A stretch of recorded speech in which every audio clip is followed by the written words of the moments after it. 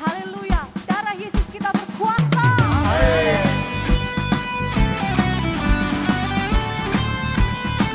Amin. Maukah engkau bebas dari dosa? Dalam darahnya ada kuasa, dan menangkan segala nafsu jahat. Ada kuasa dalam darahnya. Amin. Ada kuasa dalam darahnya, darah domba Allah. Ada kuasa dalam darahnya, darah anak domba Allah. Ada kuasa dalam darahnya, darah domba Allah. Ada kuasa dalam darahnya, darah anak domba Allah. Darah anak domba Allah. Darah anak domba Allah. Amin. Amin. Haleluya.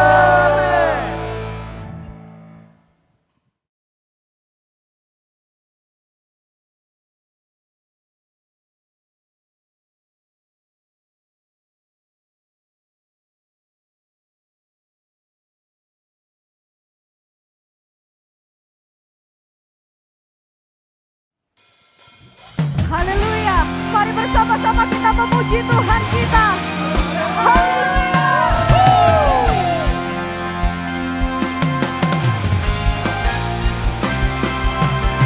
Masuk hadiratnya dengan hati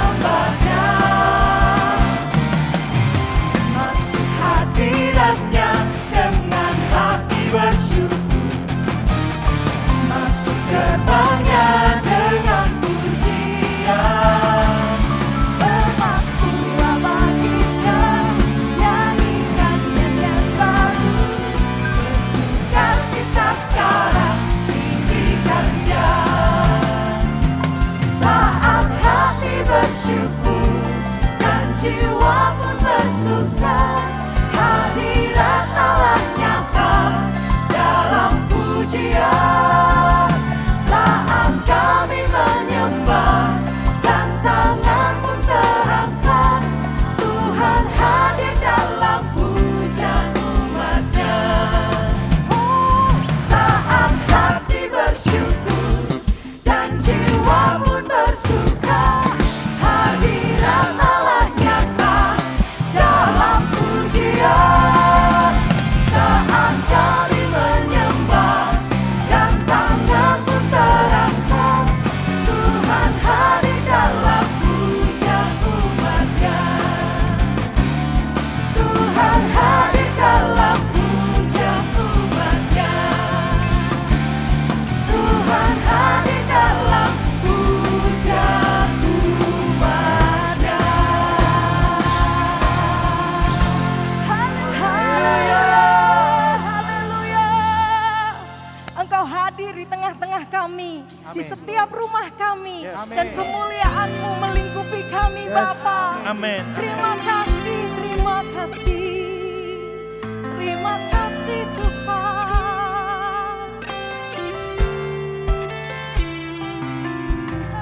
Engkau layak dipuji, Engkau layak disembah.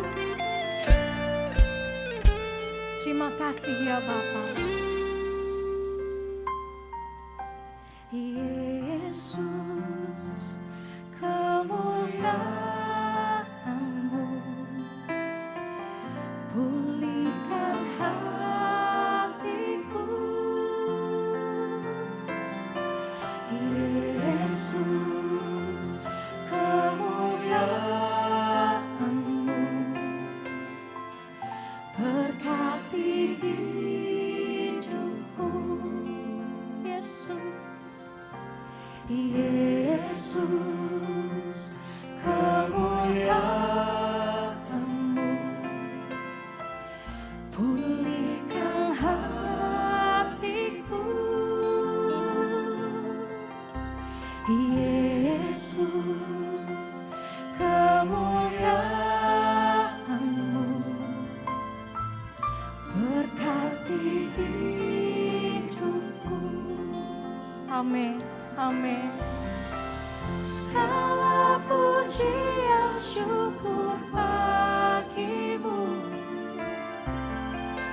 Kau hadir dalam hidupku. Kini ku datang sujud di hadapan-Mu, memuji-Mu, menyembah-Mu. Yesus, ku menyembah-Mu. Amin, amin, haleluya. Yesus, kemuliaan-Mu pulihkan hatiku. Yesus, kemuliaan-Mu berkati hidupku. Segala pujian syukur bagimu. Kau hadir dalam hidupku. Kini ku datang sujud di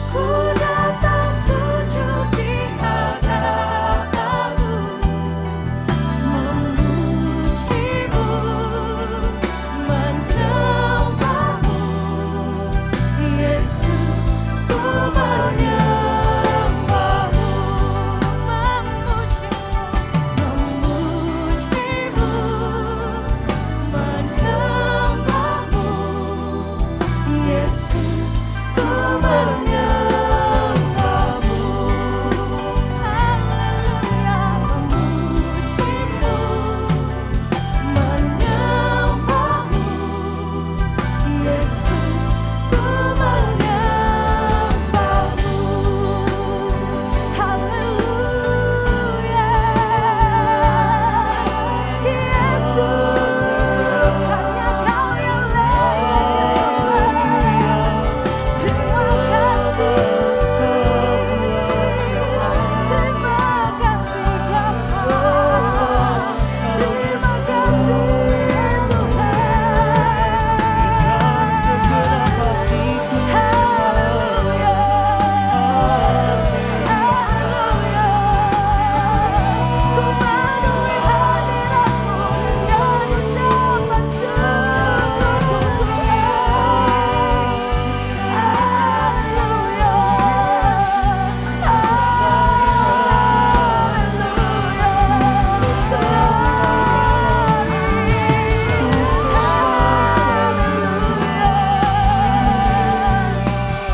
Tak habis-habisnya kasih setiamu, tak habis-habisnya rahmat-Mu Tuhan.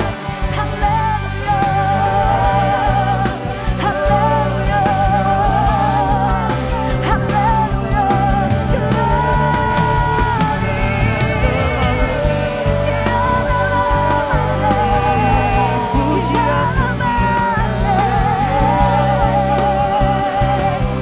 ku bersyukur Tuhan. Haleluya. Ya lama, ya lama, ya lama, seke,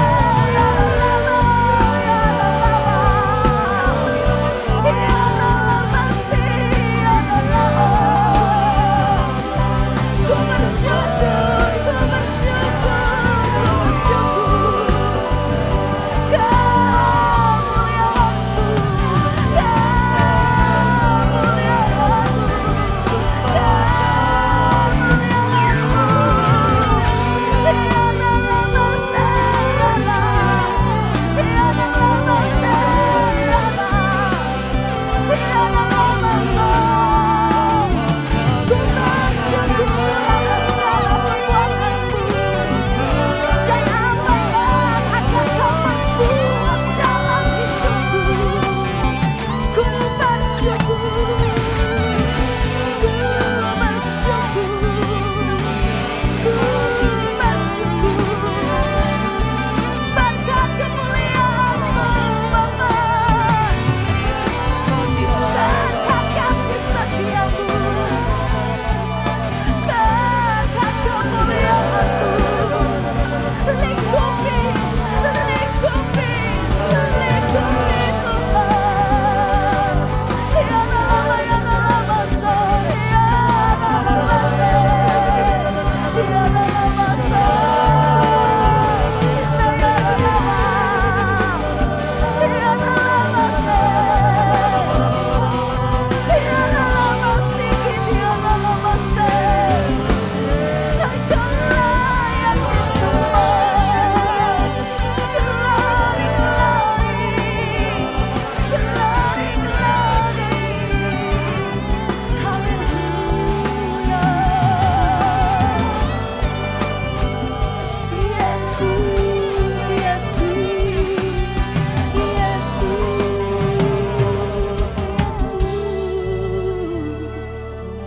Terima kasih Tuhan. Terima kasih Yesus. Haleluya. Mari nyatakan kemuliaan-Mu bagi setiap kami Tuhan. Terima kasih. Nyatakan kemuliaan-Mu bagi generasi kami Tuhan. kasih. Nyatakan kemuliaan-Mu bagi bangsa kami Amin. Tuhan. Amin. Saat ini Tuhan, kami mau memberkati bangsa kami. Kami mau memberkati generasi kami Tuhan. Biar hanya kasih anugerah-Mu Tuhan yang mengalir bagi bangsa kami. Amin. Haleluya. Terima kasih. Terima kasih. Terima kasih. Terima kasih.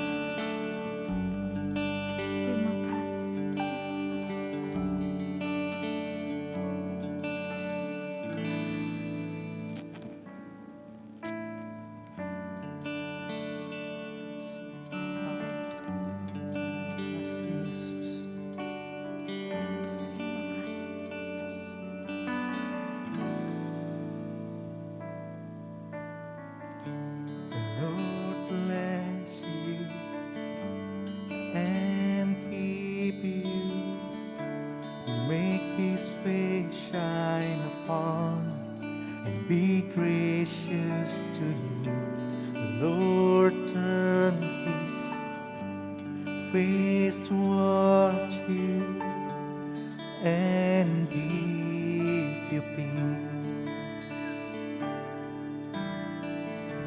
The Lord bless you and keep you, make His face shine upon you and be gracious to you.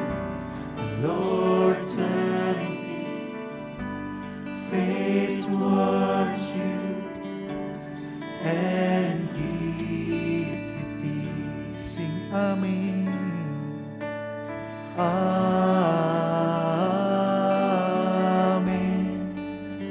Amen. Amen. Sing Amen. Amen.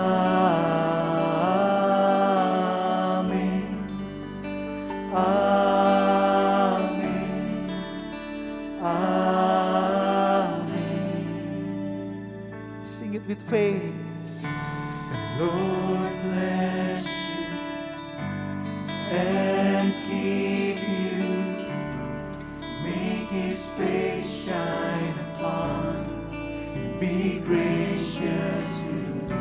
The Lord turn His face towards you and give you peace. Amen. Amen.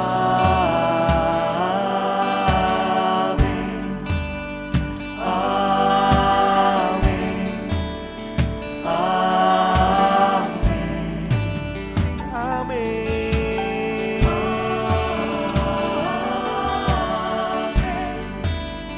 Amen. Amen. Come on, declare it. Amen. Amen.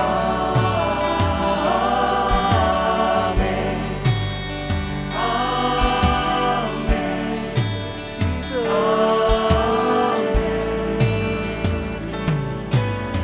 Amen.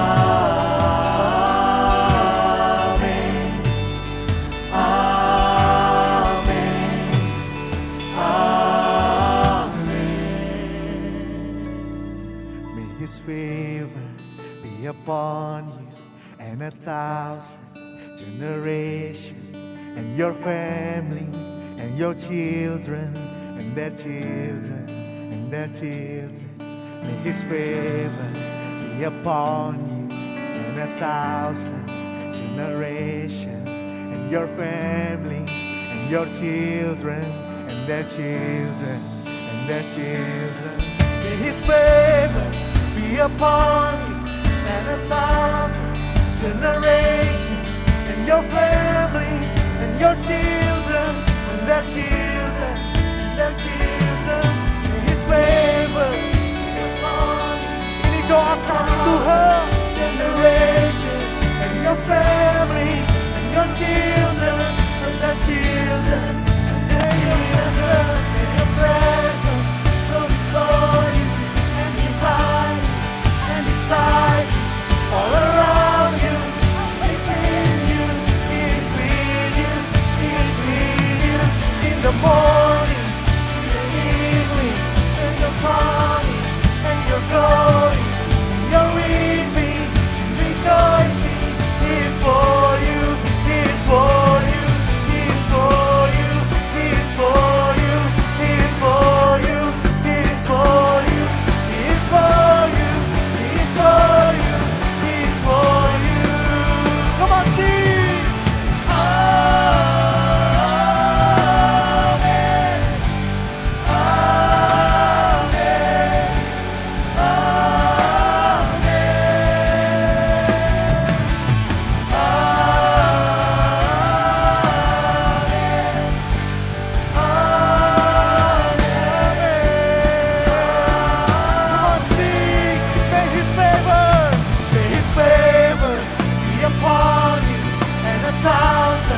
Generations and your family and your children and their children and their children. Go before you, behind you, beside you, all around you, within you. He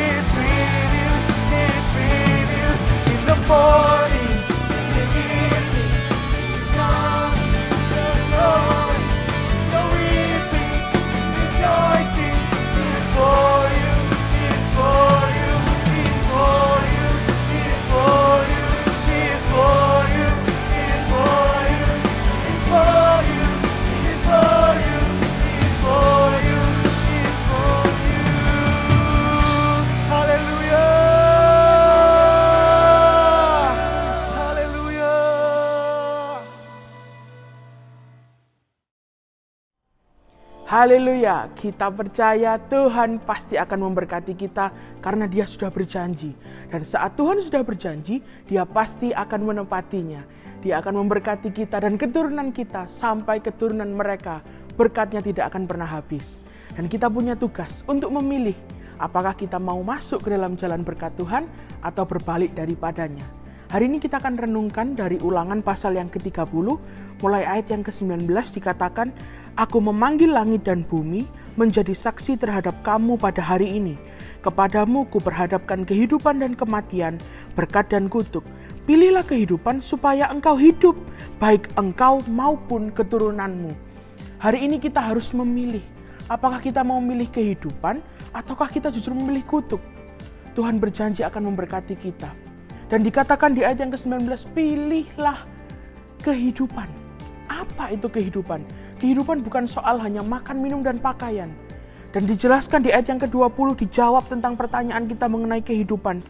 Dikatakan dengan mengasihi Tuhan Allahmu, mendengarkan suaranya, dan berpaut padanya. Sebab hal itu berarti hidupmu dan lanjut umurmu untuk tinggal di tanah yang dijanjikan Tuhan dengan sumpah kepada nenek moyangmu, yakni kepada Abraham, Ishak, dan Yakub untuk memberikannya kepada mereka. Kehidupan adalah mengasihi Tuhan, mendengarkan suaranya, dan berpaut kepadanya. Pilihlah itu semua, maka Tuhan pasti akan memberkati kita. Bahkan sebenarnya Dia sudah memberkati kita. Tugas kita adalah membuka tangan kita dan menerima berkat-Nya. Hari ini kita akan siapkan persembahan kita.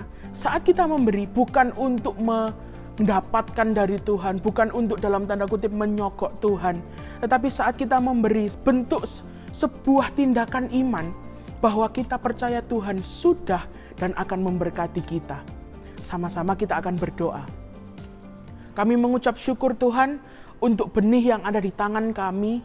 Hari ini kami memberi kepadamu karena kami percaya Engkau telah memberkati kami berlipat-lipat kali ganda. Dan kami percaya Engkau masih akan memberkati kami. Kami memberi dengan sukacita dan kami percaya hari ini kami dan sampai keturunan kami akan mendapatkan berkat Tuhan. Dan juga kami tidak lupa untuk berdoa bagi bangsa kami Tuhan. Kami percaya berkat-Mu turun atas bangsa ini. Bukan karena kuat dan gagah bangsa ini. Bukan karena bangsa ini paling benar. Tetapi karena Engkau mengasihi bangsa Indonesia. Terima kasih untuk berkat-Mu Tuhan. Kami terima dengan penuh ucapan syukur dalam nama Yesus. Haleluya. Amin. Saudara dapat memberikan persembahan saudara dengan berbagai macam cara. Sehari ini juga atau mungkin saudara mau memberikan, saudara bisa datang ke gereja, saudara bisa memilih cara untuk memberikan persembahan. Dan setelah ini kita akan mendengarkan firman Tuhan. Tapi sebelum itu kita akan luangkan sedikit waktu untuk kita mau berdoa untuk bangsa kita yang bulan ini merayakan tahun kelahirannya. Kita akan sama-sama memuji Tuhan dan berdoa melalui lagu berikut ini. Tuhan Yesus memberkati.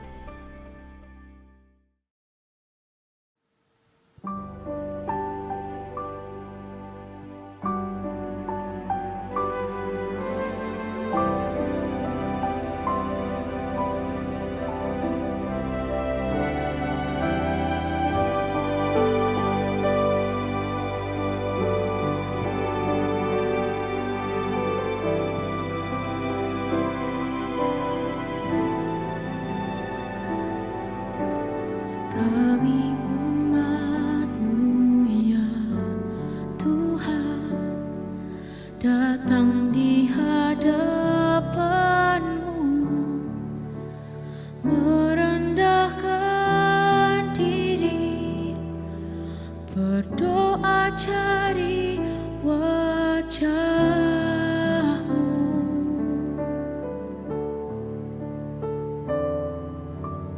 Kami umat-Mu ya Tuhan, sujud di hadapan-Mu, dan kami berbalik dari jalan yang jahat.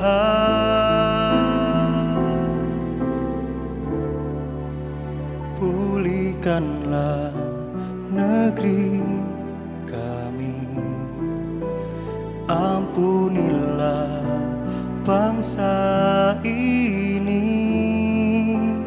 Lawatan-Mu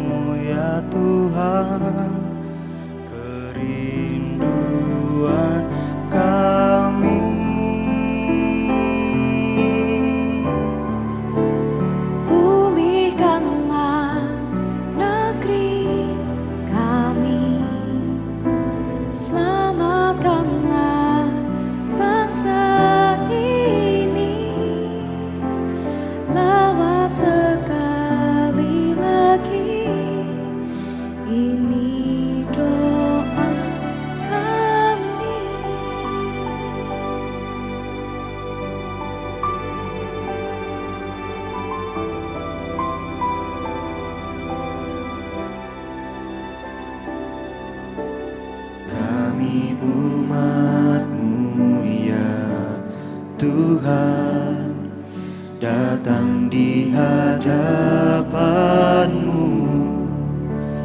merendahkan diri, berdoa cari wajah-Mu.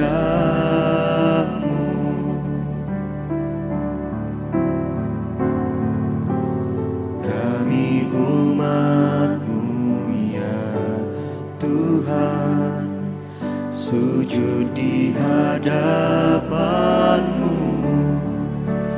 dan kami berbalik dari jalan yang jahat.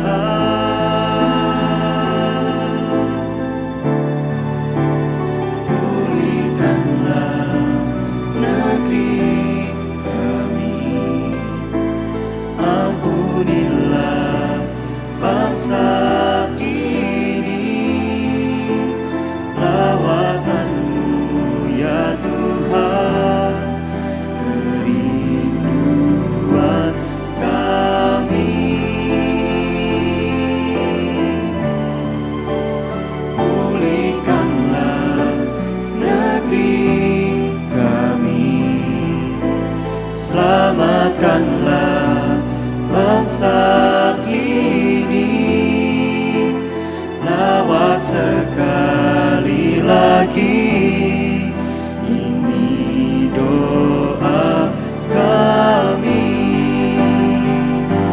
Segenap hidup ini kami persembahkan di atas mezbah-Mu,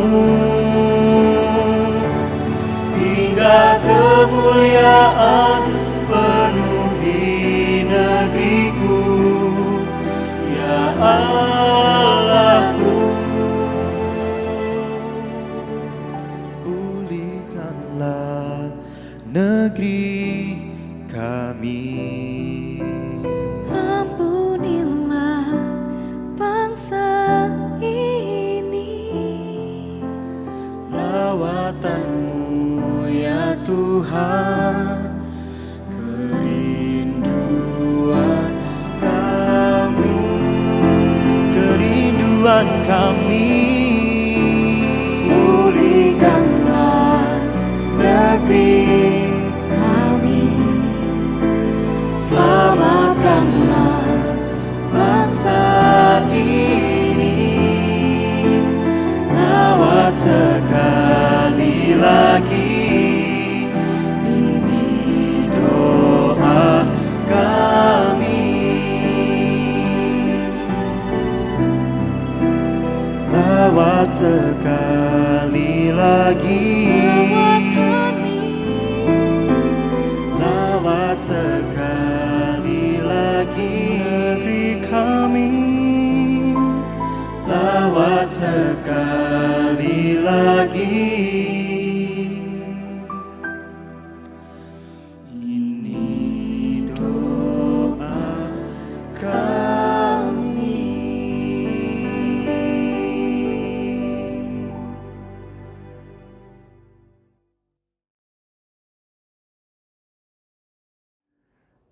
Shalom GAB Mojokerto, apa kabar saudara-saudara? Saya percaya saudara-saudara dalam keadaan luar biasa, karena Tuhan Yesus yang kita sembah adalah Tuhan yang luar biasa. I'm so sorry, saya juga ikut merasakan kesedihan kalau saudara-saudara ada yang ditinggalkan oleh anggota keluarga saudara, ada yang ditinggalkan oleh teman-teman dekat saudara. Ya, saya mengucapkan, saya ikut berduka cita. Tapi yang saudara dan saya harus percaya, kita harus yakin bahwa kita akan keluar dari masa-masa sulit ini sebagai umat yang lebih daripada pemenang. Amin, saudara.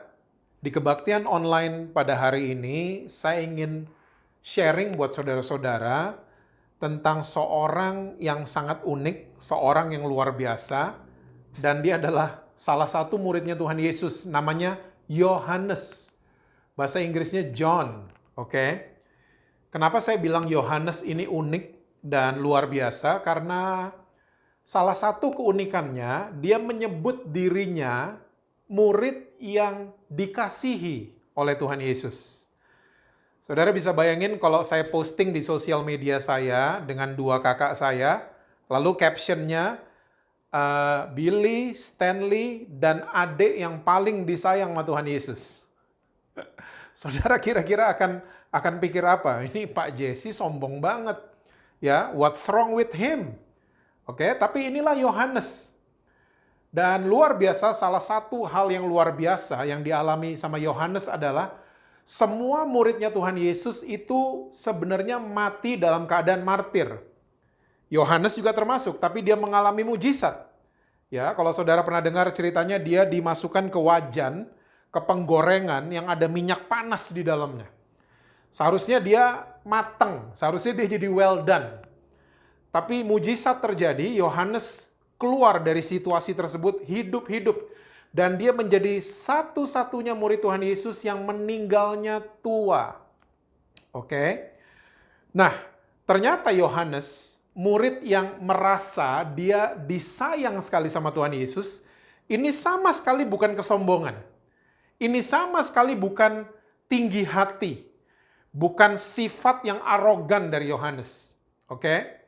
Nah, kita mungkin selama ini sudah mendengar karena tema kita, kalau saudara senang judul khotbah saya pada hari ini adalah This is Love. Nah, mungkin kita udah sering mendengar bahwa, kasih itu sabar. Semua yang dicatat oleh Rasul Paulus, kasih itu tidak cemburu. Kasih itu tidak simpan kesalahan orang lain dan seterusnya di 1 Korintus 13. Tapi saya mau yakinkan saudara-saudara pada hari ini bahwa definisi kasih bukan seperti itu. Karena yang dicatat oleh Rasul Paulus itu adalah the fruits of love. Itu adalah buah-buah daripada kasih. Nah, definisi kasih sebenarnya yang mencatat adalah Yohanes. Nah, saya ingin mengajak saudara-saudara, yuk kita buka sama-sama Alkitab kita di 1 Yohanes, pasalnya yang keempat. Ayatnya yang ke-10. 1 Yohanes 4 ayatnya yang ke-10, Alkitab catat begini. Inilah kasih itu. Oke? So this is love. Inilah kasih itu, bukan kita yang telah mengasihi Allah, tetapi Allah yang telah mengasihi kita dan telah mengutus anaknya sebagai pendamaian bagi dosa-dosa kita. So definisi of love, the definition of love itu like this. Ingat ya, yang dicatat oleh Rasul Paulus itu adalah the fruits of love. Kalau kita benar-benar mengerti kasih, akhirnya itu kelihatan dari buah-buahnya lewat kehidupan saudara dan saya. Tapi definisi kasih yang sesungguhnya ini dicatat sama Yohanes. Ya, bahwa bukan kita yang telah mengasihi Allah, tetapi Allah yang telah mengasihi saudara dan saya. Sampai dia mau mengutus anaknya yang tunggal ya untuk menjadi pendamaian bagi dosa-dosa kita. Dosanya saudara dan saya. Oke. Alkitab bahasa Indonesia menerjemahkan sins. Oke. Itu namanya adalah dosa-dosa. Sin itu dosa, tapi kalau sinnya tambah S, sins, itu diterjemahkan oleh Alkitab bahasa Indonesia dosa-dosa. Ini bahaya loh saudara. Ini yang menyebabkan banyak sekali orang Kristen merasa, oh dosa saya lebih sedikit, dosa kamu lebih banyak. Ya, oh kamu dosanya besar, saya dosanya kecil. Saya dosa putih, kamu dosanya hitam. Banyak orang Kristen akhirnya punya paradigma seperti itu. Well, ya pengertian sins, ya sebenarnya adalah pengertian daripada pengampunan dosa, sebenarnya adalah remission of sins. Ya, bahasa Inggris menggunakan istilah itu, remission of sins. Ini punya pengertian, ya, sins punya pengertian dosa masa lalu, dosa masa sekarang, dan dosa masa depan. Our past sins, our present sins, and our future sins. Wah, Pak Jesse kok ngedoain kita besok jatuh dalam dosa? Saya bukan doain. Tapi ada di antara saudara-saudara yang bisa guarantee bisa garansi bahwa besok saudara atau saya nggak jatuh lagi dalam dosa. No, nggak ada yang bisa. Makanya udah ada remisi, udah ada jaminan dari atas kayu salib bahwa dosa saudara dan saya, dosa-dosa, ya, dosa masa lalu, dosa masa sekarang, dan dosa besok udah ditanggung sama Tuhan Yesus. So this is love. Ini pengertian kasih itu seperti itu. Bukan kita yang mengasihi Tuhan duluan, enggak. Tuhan yang telah mengasihi kita. Mungkin kita dari kecil kita dicekokin, kasihi Tuhan dengan segenap jiwa, hati, dan akal budi. Betul. Tapi many of us, termasuk saya, semua dari kita, saya percaya kita punya pengalaman yang sama. Waktu kita mulai mengasihi Tuhan, pakai kekuatan kita sendiri, many of us have failed. Banyak dari kita yang gagal waktu kita coba sayang sama Tuhan pakai kekuatan sendiri. Nggak bisa. Ya, sama sekali nggak bisa. Kita selalu kalah, kita selalu kepleset lagi, dan kita akhirnya jadi stres. Dan waktu kita jatuh terus-menerus dan kita stres, disitulah iblis masuk. Iblis masuk dengan condemnation, dengan tuduhan, kamu angkat-angkat tangan, kamu nyanyi lagu gereja, kamu pelayanan, kamu kemarin bikin apa? Iblis mulai masuk dengan hal-hal demikian. Itu yang membuat kita akhirnya kayak selalu ngerasa nggak cukup di hadapan Tuhan. Ya, merasa selalu kurang dan lain sebagainya. Makanya saudara, paradigmanya diganti. Oke, paradigmanya diganti bahwa bukan kita yang mengasihi Tuhan duluan, tapi Tuhan yang telah mengasihi kita duluan. Ya, Dia yang telah mengasihi saudara dan saya sampai Dia rela mengutus anaknya ya untuk membawa pendamaian untuk our sins, our past, present, and future sins. Nah, Yohanes sampai kepada kesimpulan seperti ini. Ya, dia belajar. Dia belajar tentunya dari gurunya, Tuhan Yesus. Nah, dari mana asalnya sampai Yohanes jadi luar biasa, bisa mencatat, bisa yakin banget dengan hal ini? Ternyata ini awalnya dari Yohanes 15. Ini Yohanes dalam keadaan mungkin dia belum dewasa, dia masih belajar, ya, dia masih murid banget. Oke, Yohanes 15, coba buka sama-sama bersama-sama dengan saya. Yohanes 15 ayatnya yang ke-7 sampai dengan ayat yang ke-12. Yohanes 15 ayat yang ke-7 sampai dengan ayat yang ke-12. Alkitab bilang begini, ini percakapan Yesus dengan 11 muridnya. Karena di Yohanes 13 Yudas udah kabur. Oke, ini jadi percakapan Yesus dengan 11 muridnya, bukan 12 lagi. Ayat 7 sampai 12, jikalau kamu tinggal di dalam aku, dan firman-Ku tinggal di dalam kamu, mintalah apa saja yang kamu kehendaki, dan kamu akan menerimanya. Dalam hal inilah Bapa-Ku dipermuliakan, yaitu jika kamu berbuah banyak, dan dengan demikian kamu adalah murid-murid-Ku. Seperti Bapa telah mengasihi aku, demikianlah juga aku telah mengasihi kamu. Tinggallah di dalam kasih-Ku itu. Jikalau kamu menuruti perintah-Ku, kamu akan tinggal di dalam kasih-Ku, seperti aku menuruti perintah Bapa-Ku dan tinggal di dalam kasih-Nya. Semuanya itu Kukatakan kepadamu, supaya sukacita-Ku ada di dalam kamu. Ya, bukan stres yang ada di dalam kamu, bukan susah hati yang ada di dalam kamu, bukan depresi, bukan kesedihan, bukan kesusahan yang ada di dalam kamu. Tapi sukacitanya Tuhan Yesus ada di dalam kamu. Oke? Dan sukacitamu menjadi penuh. Oke, menjadi penuh. Ayat 12, inilah perintahku, yaitu supaya kamu saling mengasihi seperti aku telah mengasihi kamu. So, saudara, password hari ini adalah kata yang namanya adalah tinggal. Bahasa Inggrisnya abide, tinggal. Ini adalah password kita, password saudara dan saya, hari ini dan seterusnya. Oke, dan seterusnya. Yesus mengatakan bahwa Seperti Bapa telah mengasihi aku, makanya aku tinggal dalam kasih-Nya. Dan aku telah mengasihi saudara dan saya. Yesus telah mengasihi saudara dan saya. Tinggallah di dalam kasih-Ku itu. Nah, banyak orang Kristen masalahnya hari-hari ini dan udah lama mungkin, mereka tuh nggak tinggal di dalam kasih-Nya Tuhan. Ini masalah banyak sekali orang Kristen. Makanya mereka stres, mereka depresi, mereka sedih berkepanjangan, ya kita sakit dan lain sebagainya. Karena kita nggak mempersilahkan kasih-Nya Tuhan tinggal di dalam kita. Sama sekali tidak. Ya, kalau saya boleh kasih contoh, ya handphone abodemen sama handphone isi ulang, kartu isi ulang. Ya, saudara jangan mikir terlalu panjang, ya. Handphone abodemen penggunanya itu menikmati 1 bulan. Menikmati, dia suruh handphonenya apa aja gampang. Oke.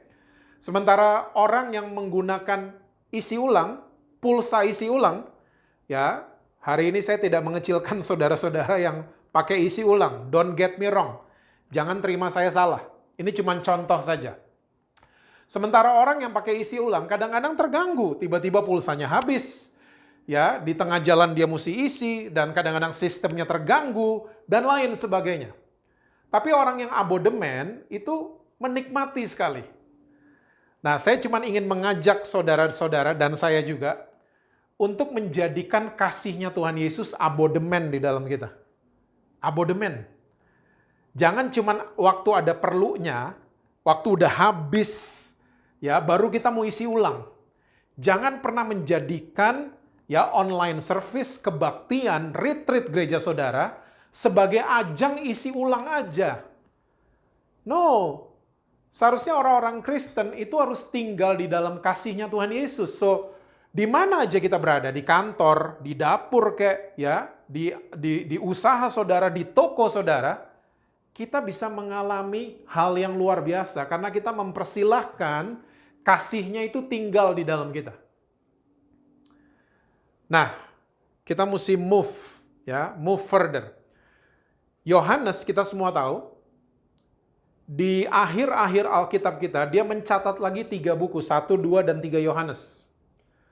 Nah, ini ternyata perintah atau order dari Tuhan Yesus, ini nancep banget di kepala dan di hatinya Yohanes. Nancep banget. Sampai gaya nulisnya itu sama semua. Oke? Asalnya dari Yohanes 15. Nah, saya mau ajak saudara kita lihat sebentar di 2 Yohanes. 2 Yohanes ayatnya yang keempat sampai dengan ayat yang keenam.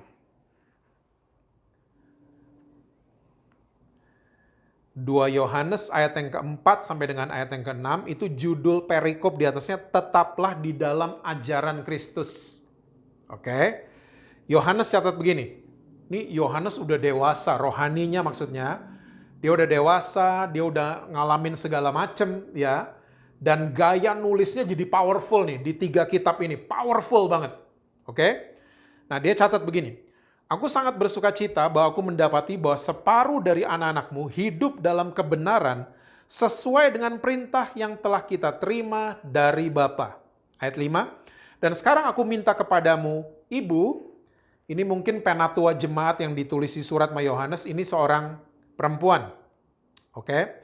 Bukan seolah-olah aku menuliskan perintah baru bagimu, tapi menurut perintah yang sudah ada pada kita dari mulanya, supaya kita saling mengasihi.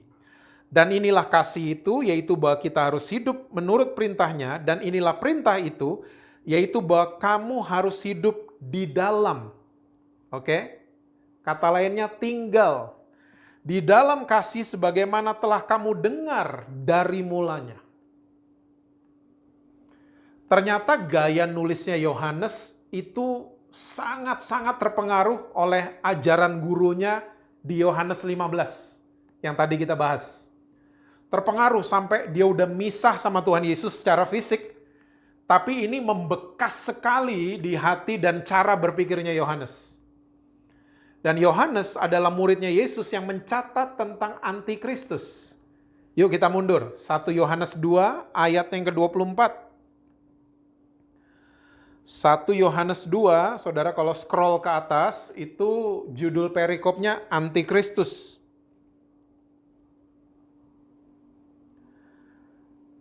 Oke, ayat yang ke-24, Alkitab bilang gini, dan kamu, apa yang telah kamu dengar dari mulanya.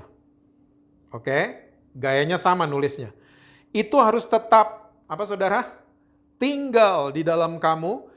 Dan jika apa yang telah kamu dengar dari mulanya itu tetap tinggal di dalam kamu, maka kamu akan tetap tinggal di dalam Anak dan di dalam Bapa. So, saudara, antikristus is a simple thing. Saudara jangan mikir antikristus yang ribet-ribet, ya, yang ada tulisan 666 lah di kepalanya, ya, iblis bawa tombak lah. Bukan itu, antikristus simple. Antikristus adalah orang-orang yang tidak pernah mengizinkan kasihnya Yesus tinggal di dalam mereka. Antikristus. So be careful.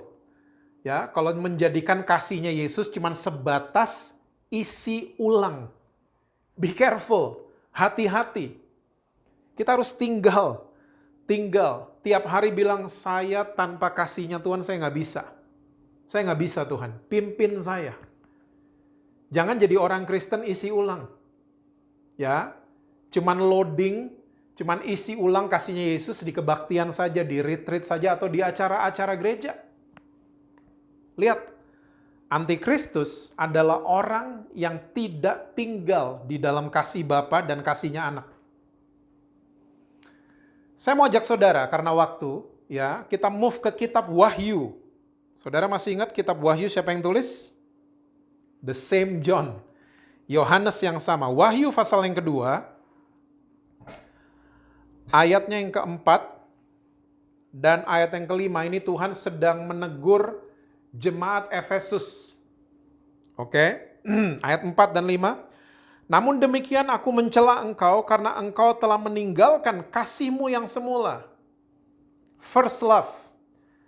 Kita seringkali menerjemahkan ayat ini, oh, orang yang meninggalkan first love adalah orang yang meninggalkan, ya, cinta pertamanya sama Tuhan Yesus. Saudara boleh-boleh aja terjemahin kayak gitu. Tapi maksudnya Yohanes, saudara ngerti dong hari ini? Maksudnya Yohanes adalah jemaat Efesus. Mereka meninggalkan perintah yang sudah ada semenjak mulanya. Yaitu apa? Saling mengasihi. Tinggal di dalam kasihnya Kristus. Ini dilupakan sama jemaat Efesus. Ya, jangan sampai jemaat saudara seperti itu. Saya berdoa tidak. Ya, ayat selanjutnya ayat 5. Sebab itu ingatlah betapa dalamnya engkau telah jatuh, bertobatlah dan lakukanlah lagi apa yang semula engkau lakukan. Jika tidak demikian aku akan datang kepadamu dan aku akan mengambil kaki dianmu dari tempatnya jikalau engkau tidak bertobat. So, jemaat Efesus yang ditegur, jelas banget mereka mulai kehilangan, mereka nggak tinggal lagi. Mereka tidak abide lagi in Him. Mereka nggak tinggal lagi di dalam kasih Kristus. Nggak tinggal lagi di dalam perintah yang sudah ada semenjak semula. Oke, di Yohanes 15, saling mengasihi, love one another. Nah, saudara mungkin mulai berpikir, wah, ini kalau kasih terus yang diajarin, mungkin banyak orang Kristen akan bikin dosa terus. Saudara, saya adalah seorang yang dulu sering banget ikut KKR. Dan kira-kira 10 tahunan lalu, mungkin saya salah satu pembicara KKR. Saya sering banget diundang sama kebaktian kebangunan rohani. Dan kebaktian kebangunan rohani itu terkenal dengan altar call-nya, zaman dulu ya, zaman saya dulu. Dan kita selalu kalau altar call, kita selalu disuruh ngaku dosa. Ya, saya ceritain saya aja dulu deh waktu belum bertobat. Saya sering banget karena saya dulu badung banget. Jadi saya harus datang ke beberapa dan banyak KKR. Saya pikir saya bisa bertobat dan berubah. Dan tiap ada altar call saya angkat tangan. Dan selalu yang ditanya dari atas panggung adalah mau bertobat apa tidak. Ya, ngaku dosa. Yang punya dosa, taruh tangan kanan di dada. Kita sering mendengar kalimat-kalimat itu. Saya tidak mengecilkan itu semua. Tapi yang saya alami adalah waktu saya ikut altar call. waktu saya habis didoain, waktu saya pulang ke rumah dari KKR tersebut, hidup saya nggak pernah berubah. Saya sering mengalami, saudara, setelah saya pulang dari acara-acara KKR besar itu, ya mungkin saya menangis di KKR itu, tapi waktu saya pulang, saya nggak pernah berubah hidupnya. Saya jatuh lagi di dosa yang sama, saya jatuh lagi di dosa yang sama. Oke? Karena, coba saudara pikirin baik-baik. Hari ini dunia nggak perlu ahli Taurat. Hari-hari ini dunia nggak perlu lagi orang Kristen nunjuk-nunjuk mereka. Condemn mereka. Menuduh mereka. Mengintimidasi mereka. Seperti saya zaman dulu. Ya, kerjanya cuma disuruh ngaku dosa. Makanya nggak pernah ada perubahan di dalam saya. Karena saya cuma disuruh ngaku dosa aja. Dan saya dalam hati dan pikiran saya dulu ya mengatakan, saya berubah gimana? Saya caranya berubah gimana? Sekali lagi saya tidak mengecilkan pelayanan-pelayanan KKR. Tapi kalau kita mau belajar dari Alkitab kita, saya mau bacain buat saudara dari 2 Korintus 3, kita pergi sebentar ke apa kata Rasul Paulus. 2 Korintus 3 ayat yang ke-9 sampai dengan ayat yang ke-11. Ya, 2 Korintus 3 ayat 9 sampai dengan ayat yang ke-11. Sebab jika pelayanan yang memimpin kepada penghukuman itu mulia. Oke? Makanya saya bilang, ya, pelayanan-pelayanan KKR itu mulia kok. Pelayanan yang memimpin kepada penghukuman itu mulia. Bahasa Inggrisnya, Minister of Condemnation. Oke? Mulia kok. That was glorious, kata Rasul Paulus. Itu ada kemuliaannya. Tapi lihat lanjutannya. Betapa lebih mulianya lagi pelayanan yang memimpin kepada pembenaran.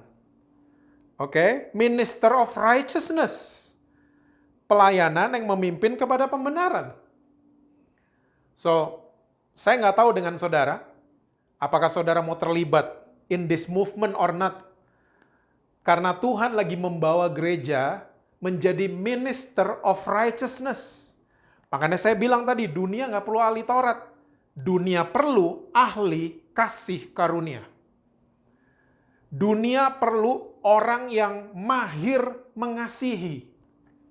Ya, dengan kasih Kristus. Makanya jemaat Efesus ditegur untuk balik ke yang semula mereka lakukan. Bertobat. Ya, untuk kembali ke yang dulu kamu lakukan. Kamu udah melenceng jauh, kira-kira seperti itu. Kalau saya pakai terjemahan saya sendiri. Kamu udah melenceng terlalu jauh. Oke? Dunia bisa lihat kasihnya Yesus nggak lewat gereja, lewat orang Kristen. Atau kita tetap jadi minister of condemnation. Kamu ya, kamu ngaku dosa. Ya, kamu begini, kamu begitu. Kita cuma nuduh-nuduh orang dan akhirnya orang menjadi merasa tertuduh. Ini bahaya banget. In the past 5 years, di 5 tahun belakangan ini saya ngelihat banyak orang Kristen yang hidupnya tertuduh, malah ngawur. Mereka cuma main sandiwara akhirnya. Mereka cuma datang ke gereja dan mereka acting. Bahwa semuanya oke, semuanya kudus. No. Karena apa orang Kristen seperti itu? Karena hidup mereka tertuduh.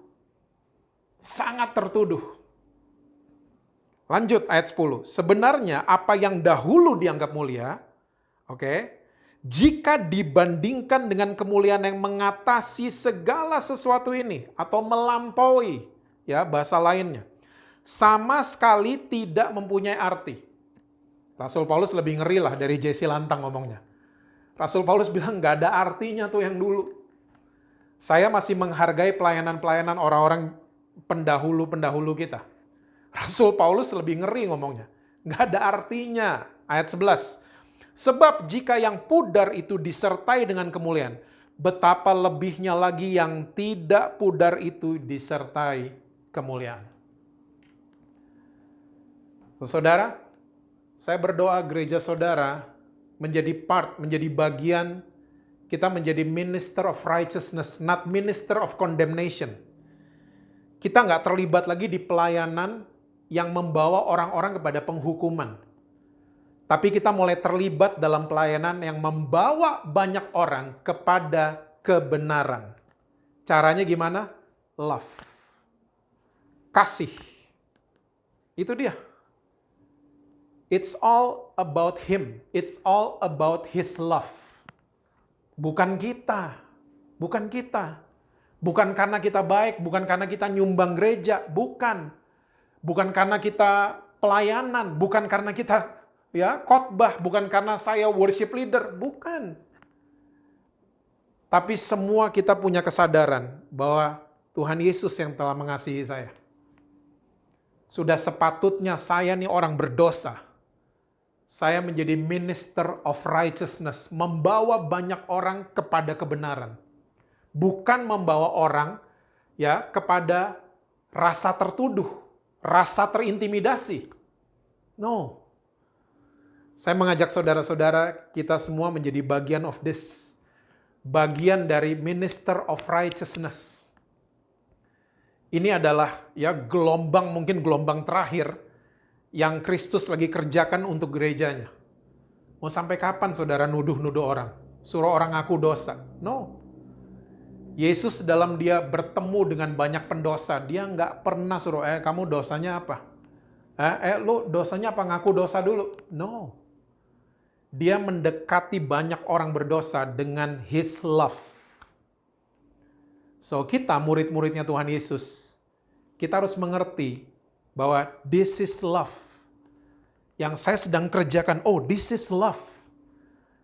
Yang saya sedang kerjakan, misalnya saya belajar firman Tuhan, saya mulai melayani di gereja. Saya ambil kamera buat kebaktian online. Saya cek sound buat suara pembicara. Ini semua adalah bagian daripada this is my love for Him. Karena apa? Karena Dia sudah mengasihi saya sedemikian rupa. Jangan lagi terlibat pelayanan yang membawa banyak orang kepada penghukuman. Terlibatlah dalam pelayanan yang membawa orang kepada kebenaran Kristus. Mungkin saya akan tutup dengan cerita, kita balik ke Yohanes. Yohanes 21, ayat yang ke-15 sampai dengan ayat yang ke-17.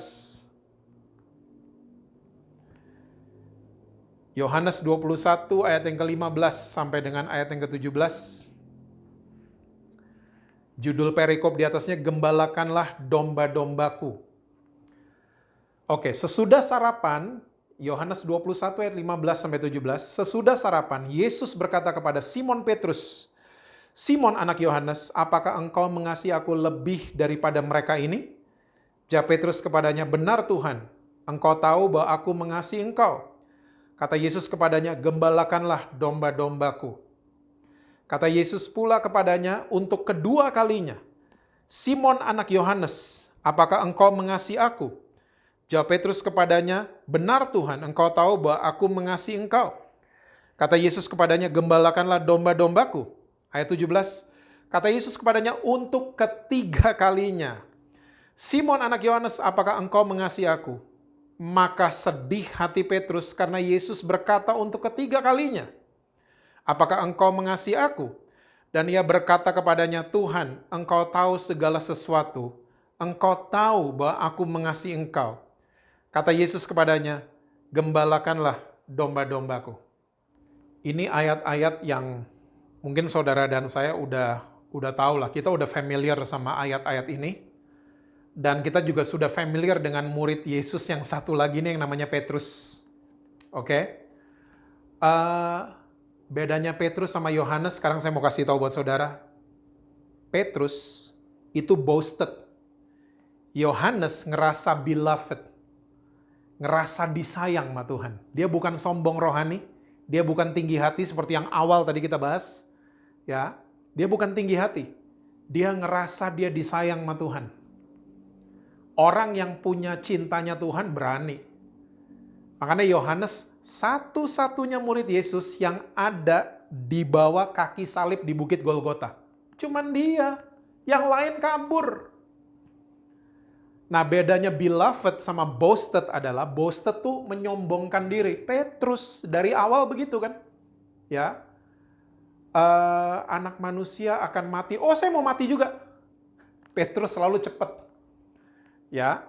Ada tentara-tentara di Taman Getsemani yang nangkap Yesus, Petrus reaktif duluan. Dia potong telinganya Malkus. Dia mau kasih lihat, gue sayang sama Tuhan Yesus. Yesus waktu lagi perjamuan malam, Yesus mengatakan, oke, ada seseorang yang akan menyangkal dia sampai 3 kali. Wah, siapa tuh? Siapa? Petrus selalu boasted. Dia selalu pengen duluan, apa-apa reaktif, dan reaksinya selalu cepat, dan nomor 1. Itu Petrus. Tapi waktu Yesus baru bangkit dari kematian, bayangin saudara, bangkit dari kematian. Ini hal yang superpower banget, superpower. Tapi yang pertama Yesus lakukan waktu dia ketemu sama murid-muridnya, dia bakar ikan loh.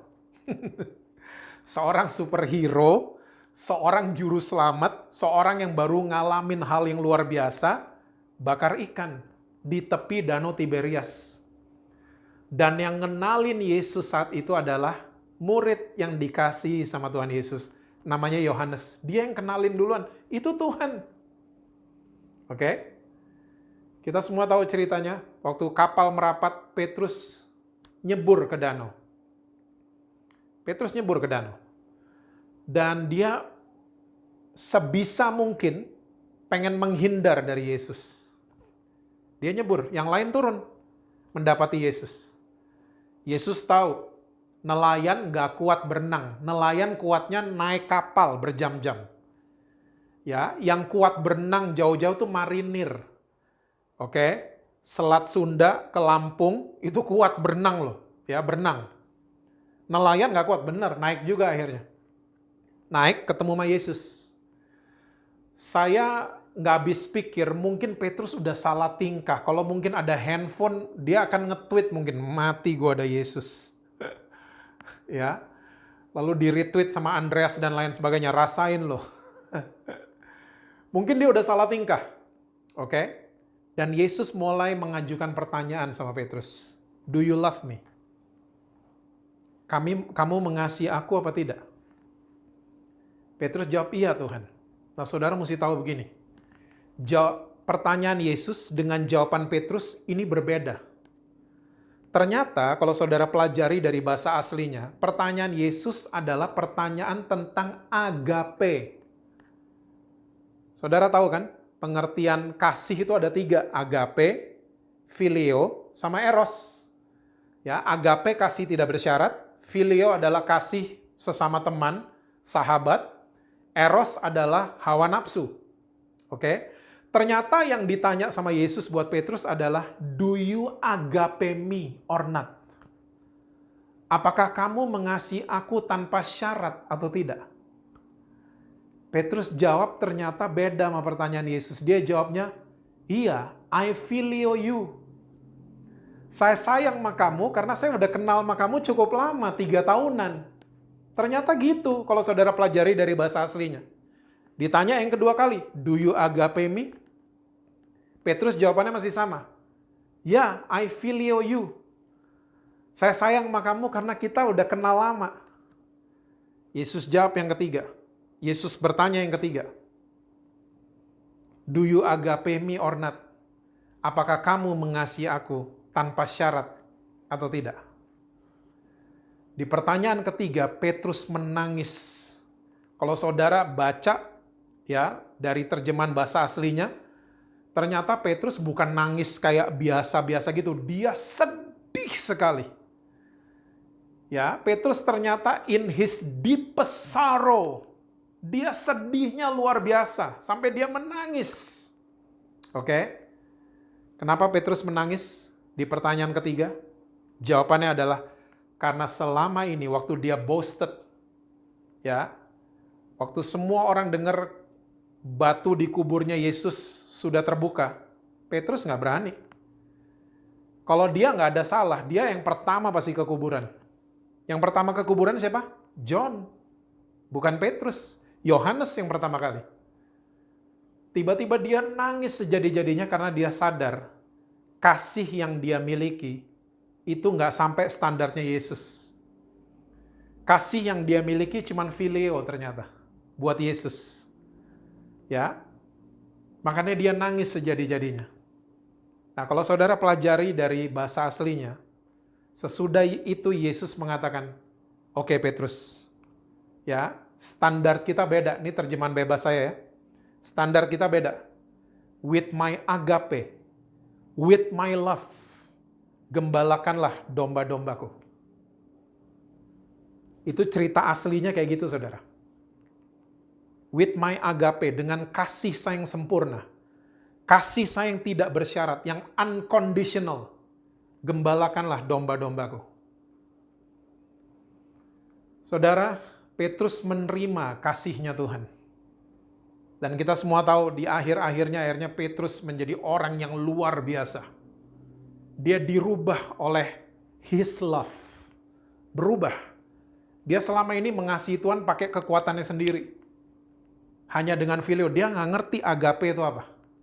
Ya, dia selama ini boasted. Makanya saudara, ya, tirulah, jadikanlah John, Yohanes itu contoh, teladan buat kita. Ya, saya nggak tahu keadaan saudara, tapi mungkin saudara lagi jatuh dalam dosa. Mungkin saudara lagi bikin dosa. Mungkin saudara lagi tertuduh, tapi saudara harus memiliki ya paradigma seperti Yohanes. Mesti percaya saudara bahwa saya disayang sama Tuhan. Ya, I'm God's beloved, I'm Jesus beloved. Saya disayang sama Tuhan. Makanya kalau saudara baca Lukas pasal yang ketiga, nanti aja dibaca sesudah online ini selesai. Waktu Yesus baru dibaptis, ada suara, "Inilah anakku yang kukasihi, beloved." Dan saudara kalau baca seterusnya Lukas 4, Yesus memasuki puasa 40 hari dan dia dicobai sama iblis. Perkataan dari ayah untuk anaknya itu powerful. Sangat powerful. Bapa di surga mengatakan, "Inilah anakku yang kukasihi." Lukas keempat, Yesus memasuki suatu fase yang namanya wilderness. Padang gurun. 40 hari. Dicobai sama iblis. Dan waktu iblis mencobai Yesus, iblis selalu mengutip firman, tapi dia hilangkan kata beloved. Ya, iblis coba baca saudara. Nanti setelah kebaktian ini selesai saudara baca. Iblis waktu mencobai Yesus, "Engkau anak Allah." Yang dikasihinya itu dihilangin sama iblis. Beloved, kata beloved dihilangin sama iblis. Oke? Tapi karena Bapa di surga sudah ngomong gitu duluan sama Yesus, Yesus kuat banget. Makanya bapak-bapak yang nonton acara ini, jangan suka verbal abuse sama anak-anak saudara. Ya, bilang sama anak saudara, ya, tell your daughter, tell your son, ya, Daddy sayang sama kamu. Waktu mereka keluar rumah, mereka memasuki wilderness, mereka memasuki ya hal-hal yang gak enak, mereka akan kuat di sana. Karena apa? Ada afirmasi dari Bapak di rumah, dari kita orang-orang tuanya. Saudara, terimalah kasih yang sesungguhnya. This is love yang Tuhan Yesus bawa buat saudara dan saya. Terima. Jangan mau lagi dikondem sama iblis. Jangan lagi mau dituduh sama iblis. Jangan lagi mau dimain-mainkan sama iblis. Iblis selalu main kata-kata supaya kita itu terjatuh. Tapi kalau kita punya paradigma yang sama, seperti firman Tuhan ajari kita pada hari ini, saya percaya saudara akan kuat di medan manapun. Ya, in the wilderness, dalam proses apapun, dalam masalah apapun, kita tahu bahwa kita disayang full sama Tuhan Yesus. Tinggal di dalam kasih-Nya, maka sukacita saudara akan menjadi penuh. God bless you all. Puji nama Tuhan, kita sudah memuji Tuhan, kita sudah mendengarkan kebenaran firman Tuhan. Mari saat ini kita terima berkat Tuhan bersama-sama, dimanapun Anda berada, tengadahkan tangan Anda, percaya bahwa ketika kita mengangkat tangan, Tuhan akan turun tangan atas hidup kita. Mari kita sama-sama berdoa. Di dalam nama Tuhan Yesus Kristus, Tuhan memberkati engkau dan melindungi engkau. Tuhan menyinarkan wajahnya kepadamu dan memberikan padamu kasih karunia. Tuhan menghadapkan wajahnya kepadamu dan memberi kepadamu damai sejahtera. Dalam nama Tuhan Yesus Kristus, berkat rahmat sukacita turun atas setiap anak-anakmu yang beribadah pada hari ini. Dan juga Tuhan, kalau beberapa hari ke depan kami teringat bahwa negara kami Indonesia akan berulang tahun. Dalam nama Yesus, negara Indonesia diberkati. Negara Indonesia dipulihkan. Bahkan dari pandemi yang sedang melanda. Dalam nama Yesus, IGD kosong. Tingkat kematian menurun drastis. Tingkat kesembuhan semakin melambung tinggi. Dalam nama Yesus kami percaya, kami bersatu hati. Maka pada saat 17 Agustus nanti, kami bersama-sama juga menaikkan doa untuk negara kami. Tuhan memberkati negara kami. Kami bersyukur untuk hari Minggu ini kami beribadah. Terima kasih, kami mengucap syukur dalam nama Tuhan Yesus Kristus. Haleluya. Amin. Tuhan memberkati kita semua.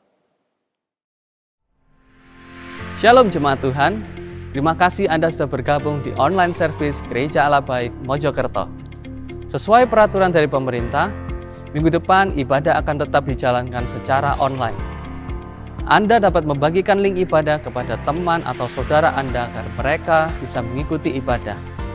Anda dapat subscribe channel YouTube GAB TV agar Anda tidak tertinggal informasi tentang ibadah terbaru. Anda dapat memberikan persembahan melalui 3 cara. Yang pertama, Anda dapat datang ke gereja pada pukul 8 sampai 12 siang untuk dapat memberikan persembahan di kotak persembahan. Yang kedua, Anda dapat memberikan persembahan melalui transfer ke rekening Gereja Allah Baik. Dan yang ketiga, Anda dapat scan barcode pada aplikasi e-wallet Anda. Sampai jumpa pada ibadah online service minggu depan dan Tuhan Yesus memberkati.